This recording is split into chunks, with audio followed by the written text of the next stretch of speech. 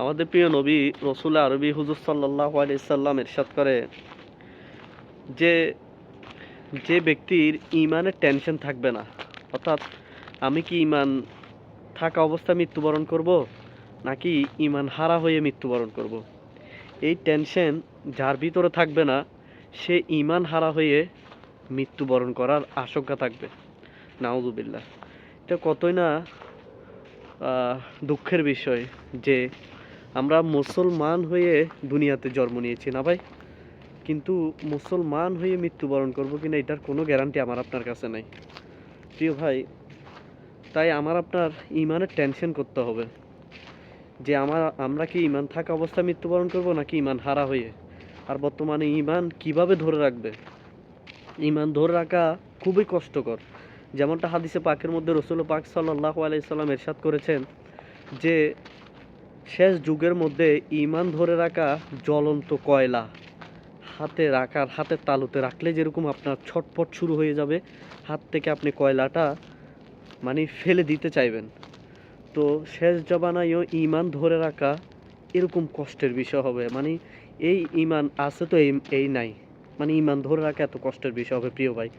তাই ঈমান মুসলমান হয়ে জন্ম নিছে এটা বিষয় না, আমরা তো এখন রেডিমেড মুসলমান। আমার বাবা মুসলমান হয়েছে, আমি আমার বাবার সন্তান, আমিও মুসলমান। আমার দাদা মুসলমান, সে স্বার্থে আমার বাবাও মুসলমান না ভাই। কিন্তু হাকিকি মুসলমান কি, হাকিকি মুসলমান কাকে বলে, হাকিকি মুসলমানের কাজ কি প্রিয় ভাই, এটা আমার আপনার জানতে হবে।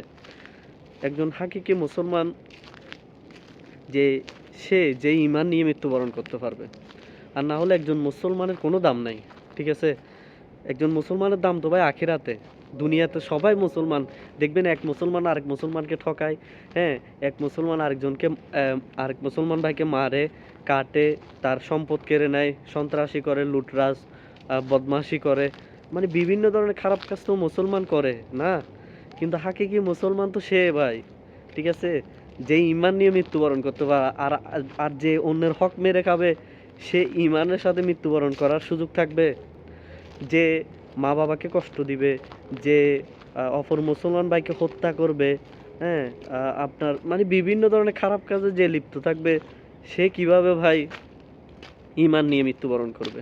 তো এটাই টেনশনের বিষয়। আসলে আমরা ঈমানের টেনশন আমার আপনার নাই ভাই। দুনিয়ার কিভাবে টাকা বেশি ইনকাম করব, কিভাবে টাকা আসবে, কিভাবে মানে আরো বেশি ইনকাম করব, শুধু এই টেনশন থাকে আমার আপনার। কিন্তু দুঃখের বিষয় আজ আমাদের ঈমানের টেনশন নাই বললেই চলে ভাই।